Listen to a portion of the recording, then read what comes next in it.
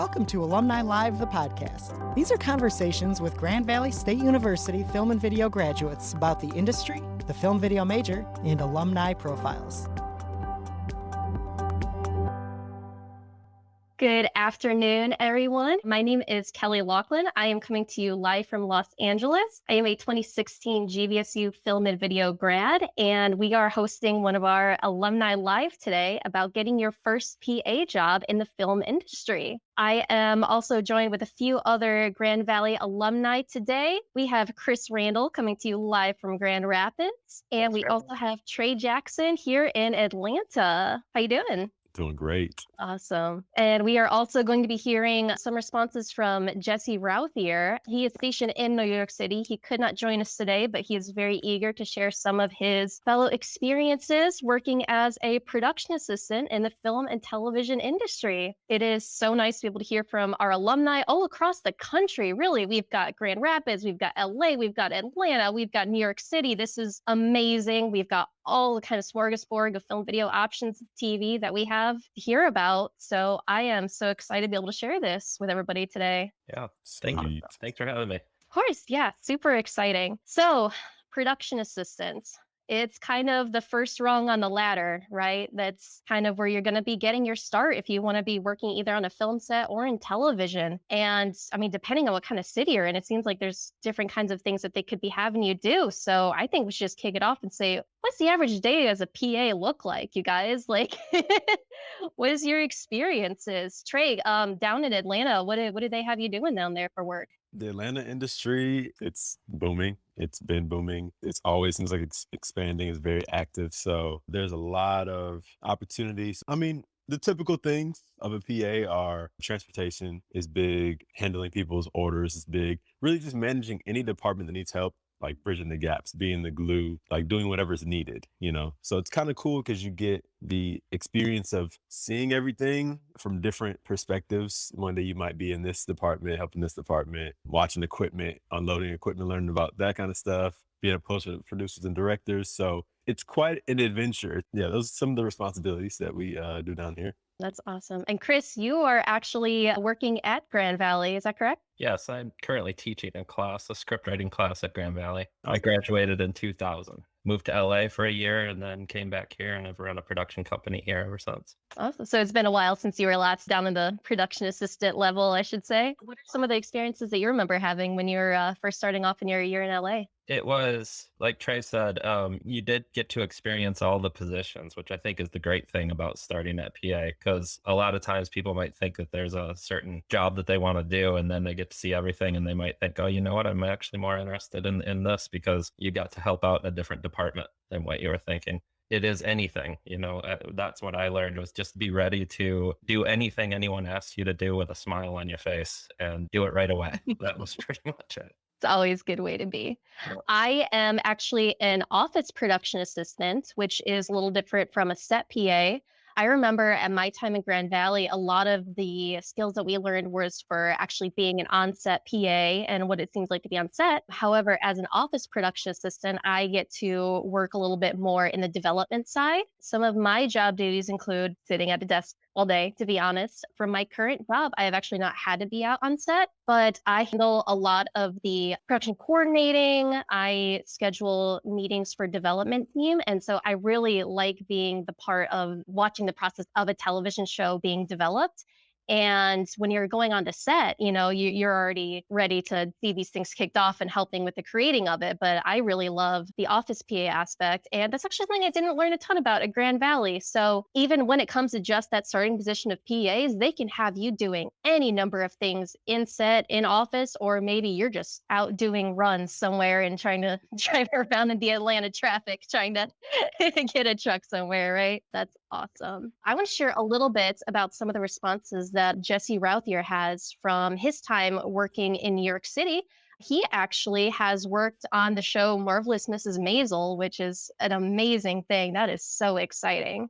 He mentioned that he actually did a little bit of union work, and a lot of his common duties were managing crowds and such, which I can imagine being in New York City trying to be a PA. That'd be a little different than in Grand Rapids trying to, different amount of people walking on the street that gotta keep from walking on the set and stuff. So it seems like a lot of his was just assisting keeping the streamline of the production going when some of our other experiences don't necessarily work up in that same way. So yeah, so even just in your starting position of being a PA, they could have you in any number of different positions. And because you're having different hats as a PA, it seems like you could be reporting to different people, even depending on what they have you do as that day. So we actually have a question from Dan who wants to know, to who would a PA answer to when you're hired onto a project? Chris, do you have a response to that? Yeah. In my experience, it's usually the assistant director is the one that kind of gives the responsibilities out, and that might flow down the line. It might be then telling you to go work with another department. But it seems like, at least in my experience, and when I was in Los Angeles, the assistant director was the one who was on the walkie that I was getting direct information from and directions from of what to go do. Now, Trey, do you always find yourself responding to the same kind of person when you're working on a project, or does it ever switch up? Typically, it's the production coordinator from my experience. I did a lot of reality TV show, more than anything, reality TV show PA work. So the nature of that is different because it's a small, intimate crew, and there's like two of us PAs that run everything. So that's what's been like for me. Can we know any of those reality TV show names? Oh or yeah, you totally, man. So I was PAing on Braxton Family Values, which is Tony Braxton's based out here in Atlanta. I know her assistant really well. There's all the sisters are involved on that. So like 2 years with that, we would travel, which was cool. Once because we were the two PAs that were we were associated with that show. So whenever they came in town from LA, they shot in LA, shot in Atlanta, and then sometimes in Washington, DC. So we would drive the equipment and the crew would fly. And it was like a big family. It was really cool. We went to Little Rock, Arkansas one time, and me and the guy just bonded. So that we really have a good relationship with that crew. I worked on American Idol for 1 day as a PA. 1 day. 1 day. There's a couple 1-dayers. Project Runway for 1 day. Some food show for 1 day. Those are some of the reality shows. And then there's Home Free, a couple of the bigger reality TV shows. So that's more of a game show. But yeah, I spent a lot of time on Braxton Family Values. So it seems like you kind of have a toss-up between projects that last just 1 day and some things that you're repeatedly brought on for weeks at a time, it sounds like. Yeah, that's the nature of being a PA. And the cool thing is if you're good, people like you. If you do a good job, like you said, one of you guys spoke to attitude earlier, then why wouldn't they work with you again? And on that same token, when you are consistently working with someone, they always want to ask, what is it that you want to do eventually? That question is going to come up. Just be aware, pay attention so you know what to say. I want to share really quick. One of my first PA gigs was really cool because we went to North Georgia mountains and we were at T-Pain's house, hanging out with his old family. And it was just so cool. It was just so cool, man. So they could take you to some really cool places. I've been to T.I.'s house. That was Ludacris. That's Ludacris's house. So, Wow. yeah. That sounds worth it on its own. Wow. Chris, when you're in LA, does it seem like it was kind of a toss-up as well between whether you'd be on a project for 1 day versus an ongoing thing? Oh, yeah. And I was doing PA and I was also getting grip work. So if it was a union shoot, it would be a PA position because I wasn't in the union. If it was grip work, it would be non-union shoots. But it would be whether I was gripping or PA, I could get a job for a day here and there. The biggest thing that I worked on in Los Angeles, it was 3 weeks of PA work. It was the Tim Burton Planet of the Apes. So in that one was 3 weeks at Sony Pictures Studios. So that was the longest single job that I had as a production assistant. That is so cool. Wow. You guys have been working with some big names already, just as your PA levels. That is so exciting to hear. Chris, so nowadays, you have been in charge of hiring PAs over in Grand Rapids and stuff. What are some of the duties that you have them doing that you send them out in the world to do? So our shoots are much smaller than a big production like Tim Burton's Planet of the Apes. Usually we have a crew of maybe 6 to 7 people. We do a lot of documentary style things as well, or web series. So our PAs really are a big part of the crew. If you have 6 people on the set and every person is very important. So the PA is often actually doing everything from assistant camera type stuff, like doing the slate for us or that kind of thing, all the way to taking everybody's orders and going and getting lunch, and then everything in between, whatever we need to do on the set. And it's usually one PA on our set with us. We definitely look for that person with that really good attitude and that personality that we can get along with somebody who is excited to do that every day with us. Oh, that's so good to hear, for sure. In my position, when I was hired for this, I actually have a hyphen in my position. I am an office production assistant and an executive assistant. So, because of that, I am the personal assistant to the executive of our company, who is the CEO, who runs the reality television company that I work at. So, I am, I'm getting him lunch every day. I walk his doggy, who I have to bring into the office sometimes. But then between that, I am also doing a lot of scheduling and answering phones. So, there are a lot of similar receptionist duties, which I did work some non-film jobs as a receptionist and administrative assistant between moving out here to LA. So a lot of those skills came in handy. And here I thought that those would always kind of be separate from film, but I never really thought about being an office PA over a set PA. So even though I do answer to my boss, I also work with our production coordination team and our line producer very much. They will hand off to me to make phone calls and reserve hotels, or a big thing for me I've been doing lately is finding COVID testing for our crew before they go on flights. So it's a lot of PA duties, like you guys have been mentioning. It's kind of handling some other things that maybe someone higher up in the ladder doesn't have time to get to, but still those small duties are so critical to the production moving forward. And they're often just in our hands alone. So because of that, it sounds like we really need to be in our A game when it comes to being a PA and just be ready to go when we show up on set.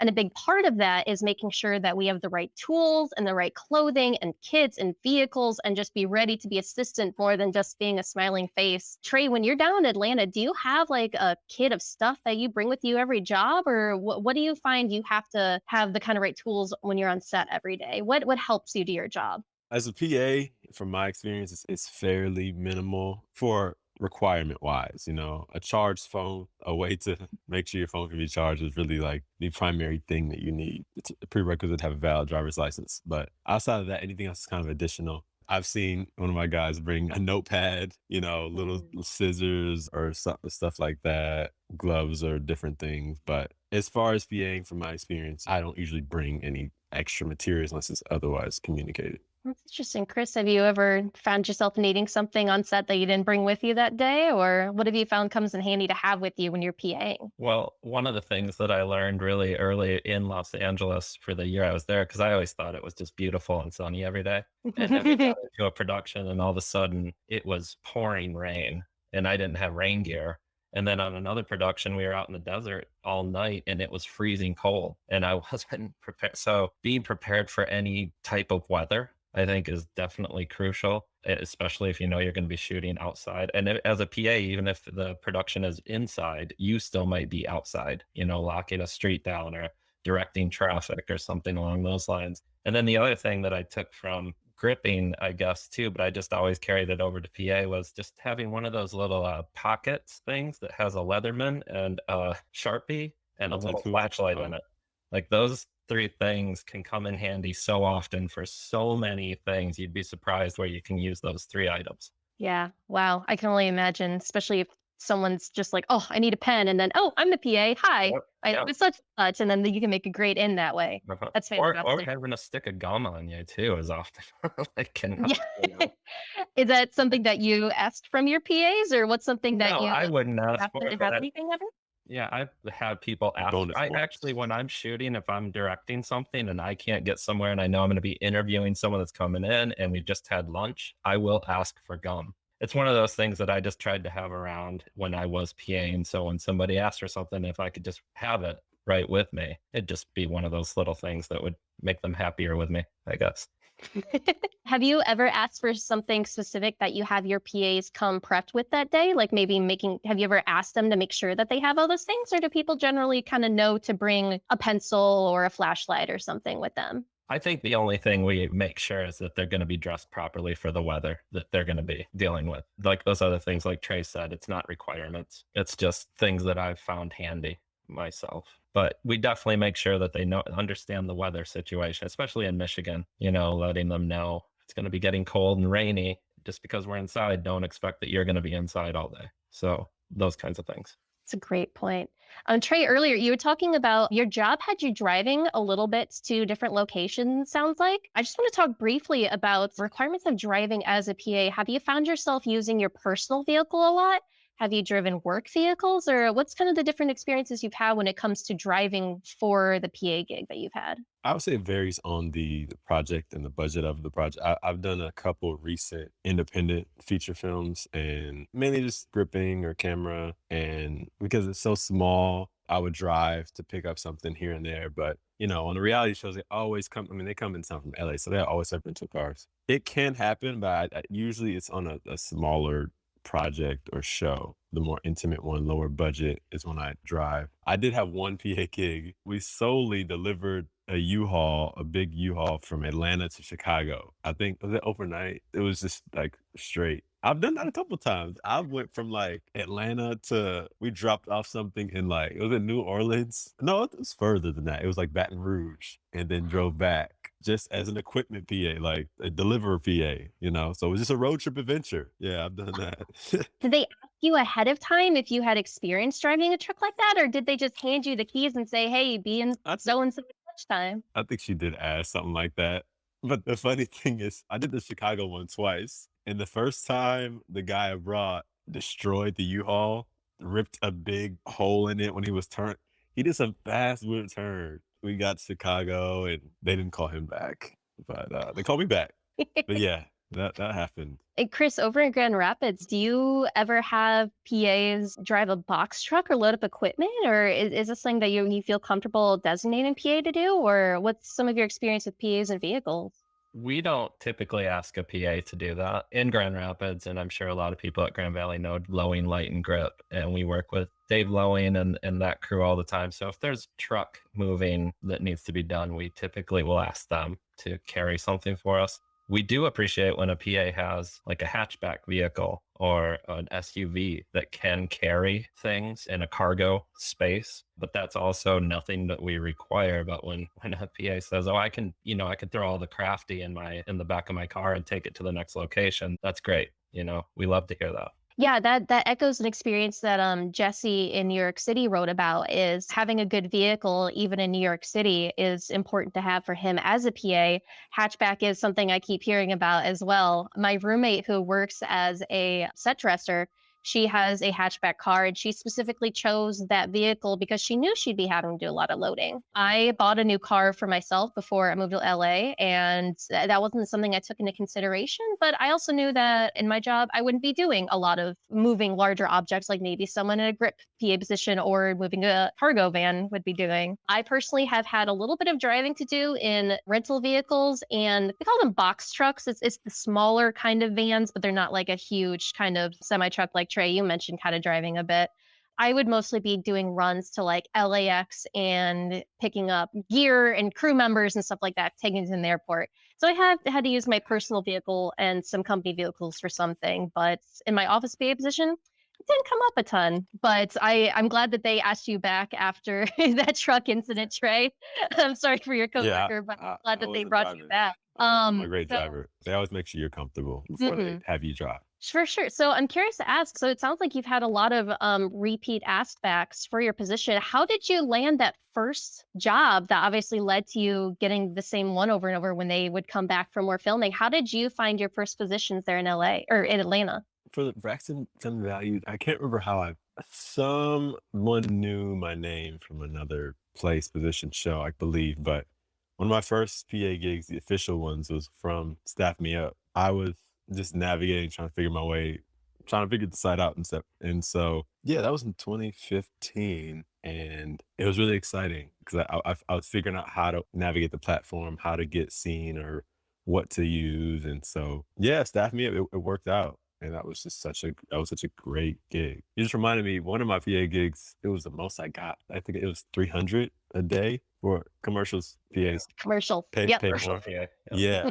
And that crew was, the scenery, the crew, everything was so beautiful about that shoot and comfortable. The coordinator was just so kind and just such a great environment. Like even at the towards the end of the shoot, he was like, "Do you want to be in the commercial?" We need like a partner. His woman was like, "We're supposed to hold hands," and he's like, "You want to be her partner? It's extra 200." I was like, Yeah, partners. We held Yeah. hands, and I was her husband for a couple minutes. So Wow. so I made 500 that day on my gig. So surprises can happen. Yeah, and that was through Staff Me Up, you said. Did you That one, I don't think it was too staff me up, but my first one I got when we drove to the Northridge Mountains, T-Pain's house, and all that kind of stuff. awesome. Yeah. So Staff Me Up is definitely one I've personally used as well. Chris, when you came out here for Tim Burton's Planet of the Apes, was website hiring a thing yet? It was word of mouth. Tell me about your experience from then. There was, I mean, the getting our name out through different web services, I can't even remember what they were. We didn't use it at all, almost. I mean, we were just starting to kind of discover that. So this is way back in 2000, like 1999, 2000. So the way that when I moved to Los Angeles, I started to get my name out there was I don't remember how I found productions that were looking for free help. And that's what I just started doing. The first month or two I spent working for no money to meet people and get my name out with people. So then when they would work on a production that was paid, that's how I started to get those jobs. They started to call me up. And a lot of times they would call me up the night before they needed me the next day. And I just kind of had to be ready to go. I would do that. And that's how I started getting those jobs. And that's kind of even how the Planet of the Apes one came along. When they were moving to the Sony lot, they just decided they needed one more PA while they were there. And one of my friends was working on it already. And so he called me, "Can you be here tomorrow?" I was like, "Yep." So that's I'll be there tomorrow and for the next 3 weeks. You just it can be really disruptive to your life, but that has to be your life, I guess, to start. That has to be how you get in there. Now, when you hire your PAs these days, do you still go by word of mouth, or do you ever put postings online looking for people? We have teaching at Grand Valley, I put the word out through Grand Valley channels to find PAs. I love to get production assistants from Grand Valley, students that want to get on our sets. I often work with the same assistant director. His name's Nate Robertson. And if I'm working with him as an assistant director, I usually refer to him to find the production assistants or let him kind of pull in who he wants to work with.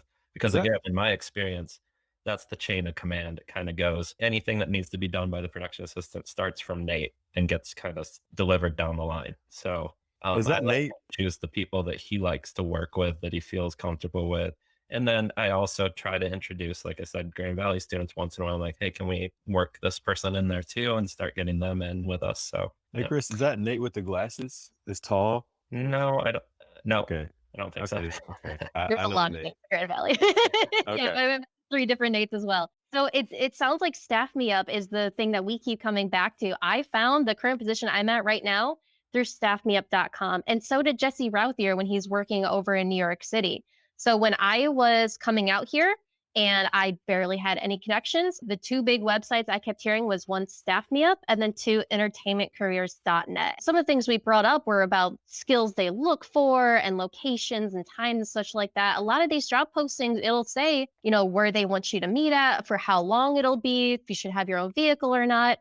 And that was actually really helpful in helping me find out, what kind of position I even wanted or was qualified for. So when I got my current position, I found on Staff Me Up, I applied and I was called the next day, basically. And then here I am over a year from now. I will say, if I can real quick, even in Grand Rapids, I have a lot of friends who are working kind of freelance, and they are also using Staff Me Up. And they get hired by a lot of production companies coming in from LA or New York that are working in Grand Rapids to work here, or Detroit or Chicago. So even though we don't use it for our company to find production assistants in Grand Rapids ourselves, I know a lot of my friends put themselves out on that to get work around here as well. Mm-hmm. Yeah, for sure. And we're so lucky because, we can see the listing of the job already laid out and know we have to come to. And it's not just, getting a call from a friend the night before saying, "Hey, can you be here for such and such?" It helps us choose a bit more. But because of that, people can phrase jobs in a way that might sound a little better than the job ends up being. I certainly saw some online postings that seemed a little, whoa, sketchy. I don't know if this is right for me. So in your guys' job search, have you seen any postings that have come across as shady? Or how do you tell if a job posting you either see online or get recommended from a friend is going to be like, oh, I don't want to be involved with that. Trey, have you ever seen something that made you sketch out and be like, I don't know if I want to be involved in that? Not before I got there. I've always had pretty good gigs, and I guess I'm referred from good people. The only one that comes to mind is this one show that just had a lot of politics going on, whether it was like too many PAs, budget, drama, not like any real indicators. I have been really fortunate to have really legitimate gigs, for the most part, from referrals. And then I haven't used Staff Me Up a lot because once I got going, once you get involved, when people know you, you just get referred by, you just continue to refer. That's like a timeless, reliable source for me. That's good to know. Chris, I imagine back in the day it would have been harder to screen what's going to be a bad job because it's not like you can see it in writing ahead of time, Do you have any horror stories of things you got involved with? You can get on a production and start to tell pretty quickly if it's going to be poorly managed, which is what makes it bad for the production assistant. If they didn't do proper pre-production, or you show up to the set and you see that they don't have things organized and ready to go, that's the first time that I would really get a sense of, oh, this job might not be so good. The only thing that I think you can question is when they are offering work for no pay. It's 50-50. Sometimes you want to take that job though, because like I said, that might be the thing that makes the connection for you for the future. It also could be horrible, so it's like, you really gotta, I don't know, you gotta weigh how much of an opportunity you actually think it is. Maybe look into the production company or the people who are doing it, see if they have anything out there that proves that they know what they're doing. Ask other people. In this town, you can ask other people if they've ever worked with somebody. And most of the time you'll find someone that has and can kind of tell you how they feel about the production. I would say be wary of, I've never experienced it, but some of the low budget productions basically asking for a lot more than a PA is supposed to be doing. So it's like, we would need you to handle files, DIT, so run camera, and it's like PA for 125. It's like, okay. Yeah. So there's that. I don't think that's very common, but I know it exists. I've seen productions that are asking for a PA to basically be an assistant director, phrasing it like it's a PA job. What was it about the job that let you know that they were asking too much about like how the duties blended over? They're asking the PA to, come in a week before production and help with doing scheduling and maybe budgeting and that kind of stuff. A little more than a PA is what you're asking for here. A PA can literally show up that day, know nothing, and just thrive. It's you can just have nothing. You just get your order and you do it. And it's great if you're proactive, but there's no kind of all that stuff. We're taking a short break to tell you about the Chuck Peterson Memorial Fellowship. The fellowship was established by Chuck Peterson's family and friends to assist the upper-level students in the film and video program at GVSU who are working on creative projects that support the nonprofit sector in their community. Kyle Machame, the 2020 recipient of that fellowship, describes the benefits of the support he received. When going through this fellowship, there are 3 separate parts of yourself that I think get to experience a lot of development. The first is as a student, because this is a learning process. You get to learn how to work with the client on your own, independently out in the world, away from the classroom like you would in something like producing for clients. And the second one would be as a video maker, as a video producer, as someone who has respect for the work that they're doing and wants to improve on themselves and produce a final product that can be used out in the real world. And then the third one would be as a citizen. You're not making video for an entertainment value or for some kind of commercial purpose. It's for a nonprofit. It's for a direct benefit in your community. And being a citizen of that community, understanding how you can directly impact and improve it is a really valuable experience that I think the fellowship teaches you to be as a student, as a filmmaker, and as a citizen. All 3 of those things are directly a part of this process that you get to learn and ask yourself, how do I want to be seen and how do I want to act as these 3 roles? For more information and to donate to the scholarship, visit the link in the description. Now back to the show. Jesse gave me some comments about when he was working in New York City. It seems like he's worked on both union and non-union jobs. So he is able to, be able to discriminate a bit more between what kind of jobs he took. I did work for free a little bit when I first came out here, just to be able to have something local on my resume, which ended up coming in handy because then they can see, I might have a phone number with an Indiana area code still, but here's all these projects I've worked on. And it was a blend of paid and unpaid. I worked unpaid on a indie film, no name. I don't even know if they're getting up made, but I emailed my contact that night and I was like, hey, going forward, if you want me to return, then I'm going to be asking for, a certain amount of day rate. Out here in Los Angeles, we actually have a minimum wage. And for the PAs, I think the minimum wage is about $150 a day. And then your pay increases depending on, the duties and the job position. But it seems like the bare minimum that you get in LA is $150 for one day. Tre, are you comfortable sharing what like an entry level Atlanta PA rate is, or are you already so much above that you came in with a higher starting rate than 150? 150 is the standard. Even when I first got started on Staff Me Up, that was what I saw as a standard. And so that's where I've based things from. Like I said, commercials always pay more. So I think the commercials I have worked on, they'll ask me my day rate as a PA. That was a little different. And indie project, they might try to say, do 125. If they're really struggling, 100. But, any reality show, 150 is, I wouldn't go on 150 typically unless I some circumstance. Is there anything extra that would like, oh, maybe he brought a vehicle, they'll throw in an extra $100 or something, or if you bring your laptop? Have you ever seen something like that where they're like, oh, well, it's a PA, but here's why we're going to pay you a little bit more to do such and such? Just gas stipends if you're driving a little bit, using your vehicle, or you get per diem if you're in another city. So $50 just for being in the city for food or whatever you may need traveling. But yeah, other than that, overtime after Overtime to 12, make time and a half. Yeah. Chris, back in your experiences, were things $150 a day back then, or? I would say it was 125 maybe. It wasn't too much less. But when I was working in Los Angeles, there was about that standard base rate. And that base rate is the same here now too. Commercial productions, even in Michigan, are higher. It can be 200, 225, all the way up to 300. And then your, low budget indie movies made around Grand Rapids that have a budget, you might be looking at a low end of $50 to $75 a day that you'd have to agree with.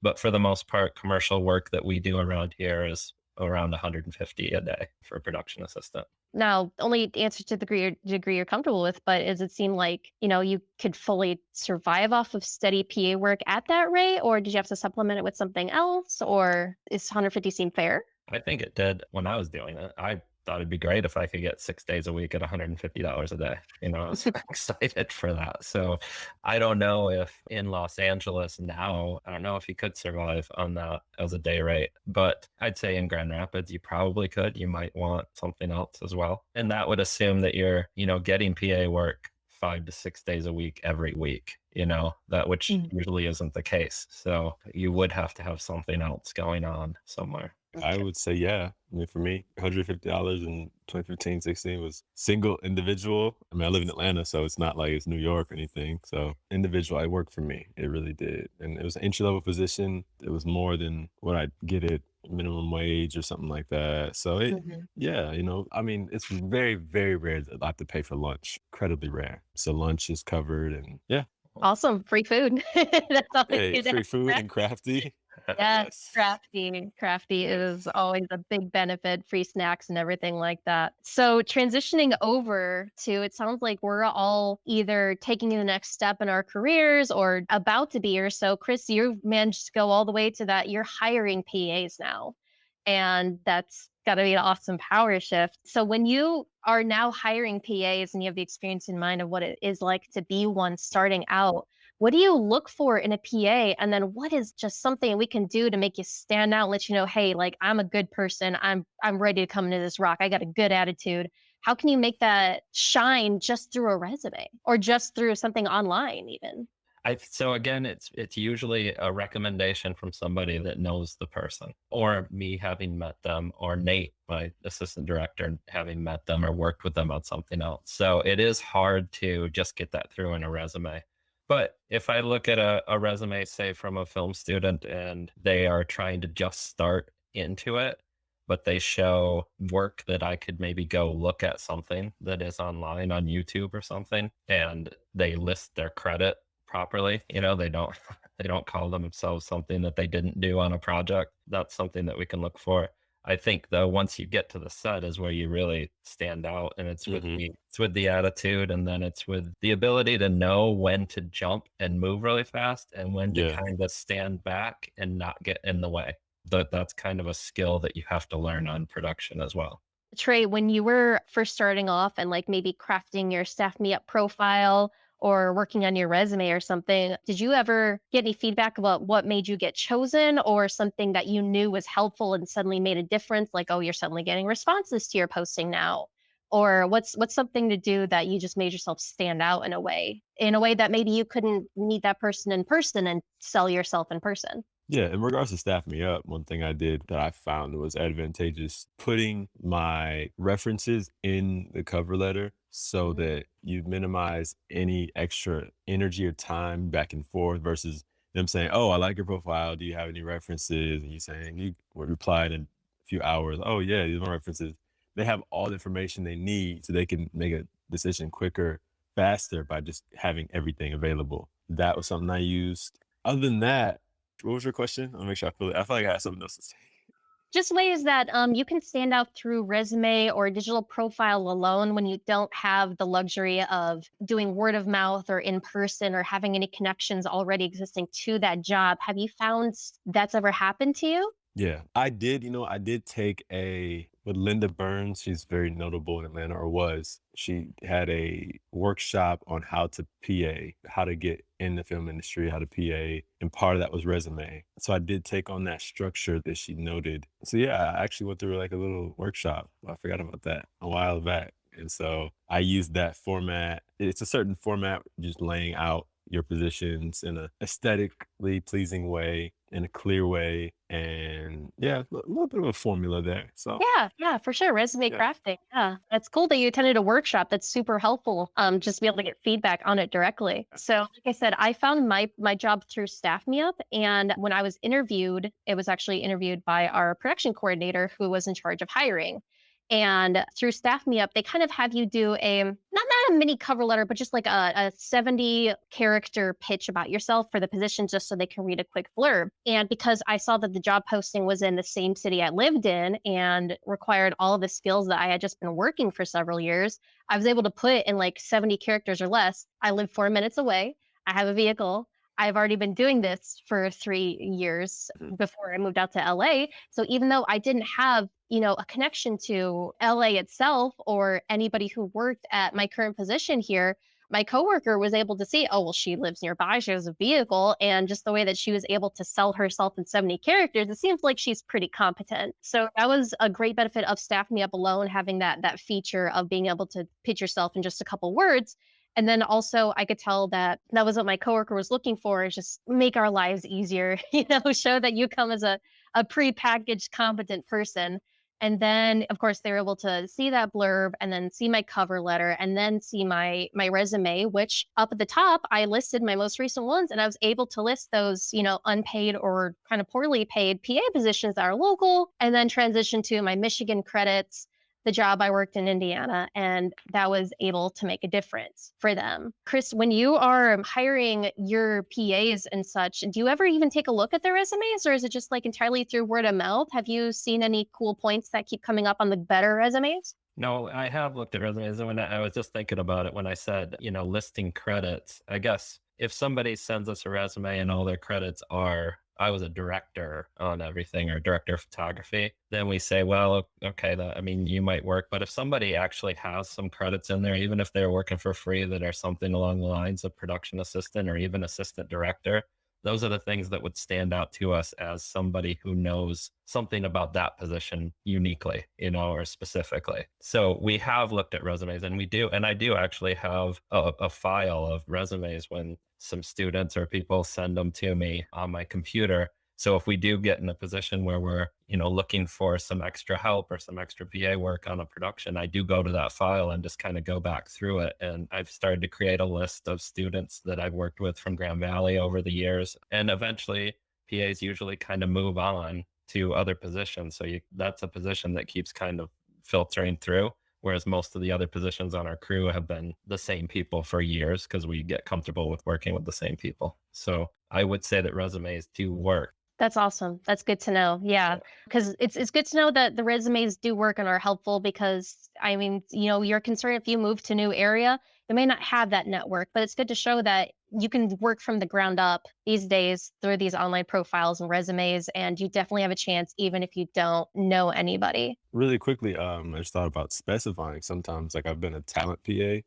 If you're doing talent work, like mainly working with talent, then that may help, something like that as well. That's awesome. Now, we've talked so much about getting that first job, but staying at that first job is equally important. We have a question asking about if there's a job where they load too much on you or things you're not comfortable doing, or you can just tell, like, wow, this is a lot. What do you do in a way that doesn't, give you a bad name with everybody? Or how do you just handle that situation when you're just overwhelmed with your PA duties? One of the first PA jobs I had, I ended up being basically an assistant camera person slash grip. So what I did was eventually, after a week of being asked to do those things, I asked for a bump up in my pay and a different credit as a grip.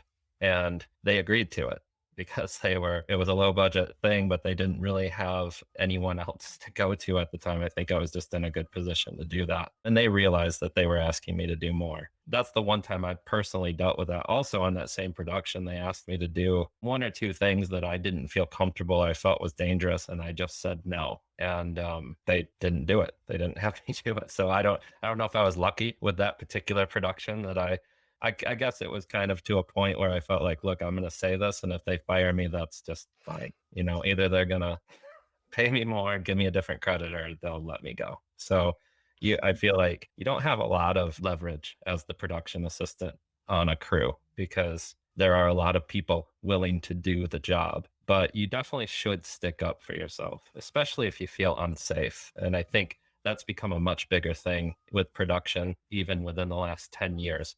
If you feel unsafe, let them know and stick up for yourself and don't do anything that's going to, you feel like is going to risk yourself or harm to yourself or other people. Hey, Trey, it sounds like, I mean, you drove a truck from Atlanta to Chicago. It seems like you've pretty much tackled everything they've thrown at you. Have you ever had to say no for safety reasons, or you could just tell, like, this is beyond what one person can do? Like I said, I've worked with really great people, quality people, and the person who got us the one job when we drove equipment to Baton Rouge, Louisiana, on the way back, I think we just said that we needed a hotel for the night. We needed time to rest and not go all the way. And I mean, it's for our safety of the equipment. And so they agreed. Like I would say, communication is one of the most valuable skills in just professionalism. And so it's very important that you communicate what it is that you need. Communicate what needs to be communicated so that the best outcome can be found between you and whoever you're working with. Yeah, it worked out for everybody when the PA isn't overloaded with things and things fall through. So we have a kind of a fun note that we could start wrapping up on. It's talking about strange PA stories or any other fun things you've had to do in that position. Me personally, I was working as an art production assistant. And I was getting some set dressing and stuff for this Comedy Central proof of concept shooting. It was only me shooting one time, maybe turn into a show. But they also wanted me to do warm up as talent. So they mic'd me up and pushed me on set within 30 seconds to say, hey, you're just the filler for the talent we're going to have here. And they were kind of throwing questions at me as they would the person they were interviewing. And I have kind of a comedy background, so I was able to like riff a little bit and make everybody laugh. And that was a fun moment. But I mean, we're always doing weird things in this industry. Do you guys have any strange stories on things you've been a part of? It was kind of an exciting thing, I guess. I don't totally want to name drop or anything, but it came from the Planet of the Apes set because all the main actors were in this really extensive ape makeup that was, you could see their expressions through it, their mouths and everything would move, but it took hours for them to put on. And specifically, I remember one morning being sent to get Starbucks for Tim Roth, who was in the makeup. And when I went in his trailer to give it to him, I had to help him put a straw in it and put the straw in his mouth so that he wouldn't mess his makeup up. That was, I'll never forget that. That was fun. You were an animal handler. Pretty much, yeah. Trey, what they have you doing? I can't think of any good stories, like really. You were at T.I.'s house. You're at T-Pain's house. Come on. I know. I mean, nothing like really memorable. I mean, Just Yeah, normal not work not stuff. yeah, not like anything they asked, and I was like, oh, I don't know. I'm Mhm. pretty like I can do it. I can do whatever for the most part. I It's a good mean, skill to have.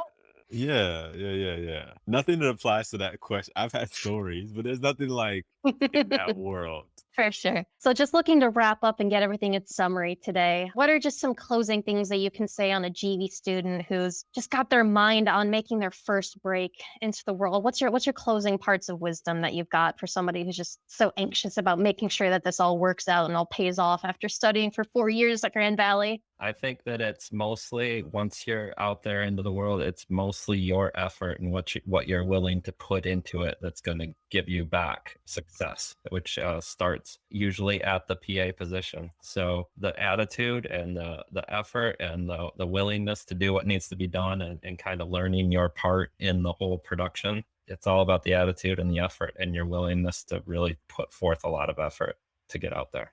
I would definitely agree with that. I would say, self-awareness is really key. Understanding what it is that your strengths are, what you bring. So if you are a comedic person, then just know that and bring that. If you are a very analytical, organized person, then bring that. Have that align with your goals and where you want to go, what do you want to do. So like this one PA I work with, and I just know I don't even try to fight this. Like he is a better PA than me because his energy, his personality is very much like, what do you need? Anything. Like, you got it? And he just has that. I'm a little more chill. I'm not gonna be as like, I'm not gonna jump as fast as you're gonna jump. You know what I'm saying? And I just stuff like that. Just have self-awareness. Like what's for you will be brought to you in environments and positions, and explore, be open. I kept hearing the same thing when I was at school at Grand Valley. They're like, oh, the attitude is most important, just being a team player and everything like that. But the thing is, that is genuinely it, though. That is what is so true, just about being mentally present and just being there and just having that body language and everything that someone can just look around, scan their eyes, someone higher up than you, and like, okay, I just need someone to go run and grab something. And when they see that you're mentally engaged, you're there, you're not on your phone or looking off in la la land, like they can tell, like, you're in Yeah. it to win. And I'm going to keep you around. And Yeah. that is what makes the difference. I have been on sets where I'm not the only PA, and then they're off on their phone or they're always in crafty or hiding in the bathroom, and it's just not a good look. And I have such a happy moment. Our producer just she walked in, she said, "You, I like you," and she didn't even hire me. And well, and originally hire me.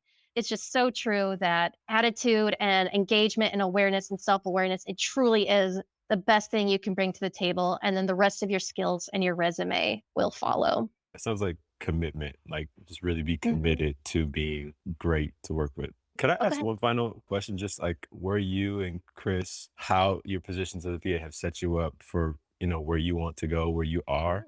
Yeah, I my PA job has just shown me everyone I can see above me that I work with every day, and I can see what the future is in this job.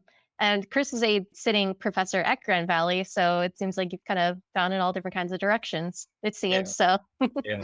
PA, especially around here in the Grand Rapids area, when I came back from Los Angeles, introduced me to a lot of the people that I'm still working with today. As I've moved up to, write and direct and produce stuff, we found our crew, found people that we got along with and worked well with. Awesome. Okay. Well, thank you so much again, you guys. And thank you, everyone at home, for your amazing questions. I hope this makes you more comfortable in your future as a Laker for lifetime. No matter where in the country or the world you end up, you've got the education behind you and you've got your alumni have your back, and we're willing to help you out any way you can. Thank you, everyone. Thank you for joining us for this episode of Alumni Live, the podcast. Subscribe to our podcast to hear more from our alumni across the industry.